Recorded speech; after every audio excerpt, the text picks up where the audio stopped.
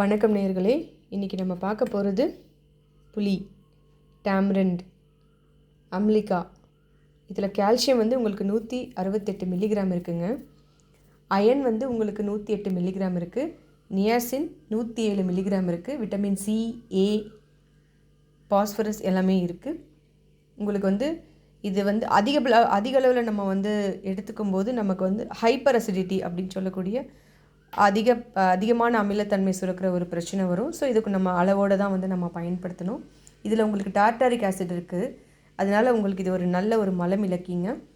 உங்களுக்கு வந்து வயிற்றுப்போக்கு இருக்குது, உங்களுக்கு வந்து ரத்தம் கலந்த வயிற்றுப்போக்கு இருக்குது அப்படின்னா வந்து புளியை நல்லா அரைச்சி அந்த பேஸ்ட்டை நீங்கள் வந்து கொஞ்சம் மோரில் கலந்து ஒரு பனானா, ஒரு வாழைப்பழத்தை அதில் வந்து மசிச்சு போட்டு நீங்கள் வந்து எடுத்துக்கிறீங்க அப்படின்னும்போது நமக்கு அந்த பேதி வந்து லூஸ் மோஷன் வந்து நமக்கு கட்டுக்குள்ளே வரும்.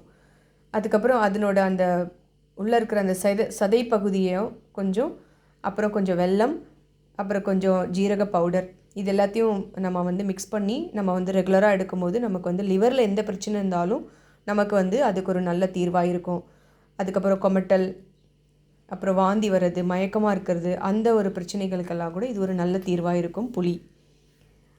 உங்களுக்கு வந்து வாய் துர்நாற்றம் சொல்லக்கூடிய ஹாலிடோசிஸ், அதுக்கும் இது ஒரு நல்ல ரெமடியாக இருக்கும். நீங்கள் புளியை வந்து கொஞ்சம் உப்பு மிக்ஸ் பண்ணி நீங்கள் வந்து வாய் கழுவுறீங்க, நீங்கள் நாக்கெல்லாம் நல்லா க்ளீன் பண்ணுறீங்க, ஓரல் நீங்கள் நிறைய யூஸ் பண்ணுறீங்க, வாய் கொப்பளிக்கிறதுக்கு நீங்கள் பயன்படுத்துகிறீங்க அப்படின்னும்போது நமக்கு அந்த வாய் துர்நாற்றத்துலேருந்து விடுதலை கிடைக்குது.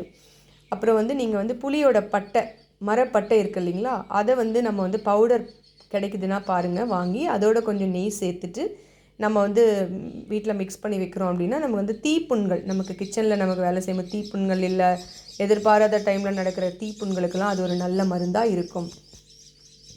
அப்புறம் வந்து நீங்கள் வந்து உங்களுக்கு வந்து ஆறாத புண்கள் இருக்குது, அல்சர் இருக்குது, வெளியில் உங்களுக்கு நாள்பட்ட புண்கள் இருக்குது அப்படின்னா வந்து நீங்கள் புளி தண்ணி கொஞ்சம் கலந்து நீங்கள் தண்ணியில் கொதிக்க வச்சு அந்த தண்ணியில் கூட நீங்கள் வந்து கழுகலாம். உங்களுக்கு வீக்கம் அந்த மாதிரி இருந்தால் கூட உங்களுக்கு சீக்கிரம் சரியாயிடும்.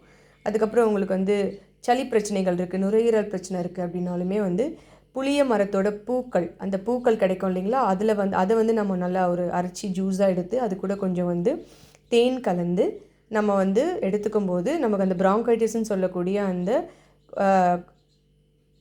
நுரையீரல் பிரச்சனைகளுக்கும் இது ஒரு நல்ல தீர்வாக இருக்குது. ஸ்ப்ளீனோமெகாலிக்கு இது ஒரு நல்ல ட்ரக், நல்ல ஒரு இதுங்க. நீங்கள் சாப்பிடலாம், புளி எடுத்துக்கலாம். அதுக்கப்புறம் வந்து லிவர் பிரச்சனைகள் எல்லாத்துக்குமே இது ஒரு நல்ல தீர்வாக இருக்கும். இன்னும் நிறைய சொல்லிட்டு போகலாம். நமக்கு புளியோட இது அவ்வளோ இருக்குது. ஒரு வீடியோ பத்தாது, நான் அடுத்த வீடியோவில் உங்களுக்கு ஷேர் பண்ணுறேன். இவ்வளோ நல்ல விஷயங்கள் இருக்கிற புளியை வந்து நம்ம வந்து நம்மளோட உணவில் நம்ம அளவான முறையில் நம்ம சேர்த்துக்குவோம். இந்த மாதிரி ஹோம் ரெமடிஸ் எல்லாம் நீங்கள் ட்ரை பண்ணுங்கள். மற்றும் ஒரு நல்ல பதிவில் உங்களை சந்திக்கிறேன். அதுவரை நன்றி, வணக்கம்.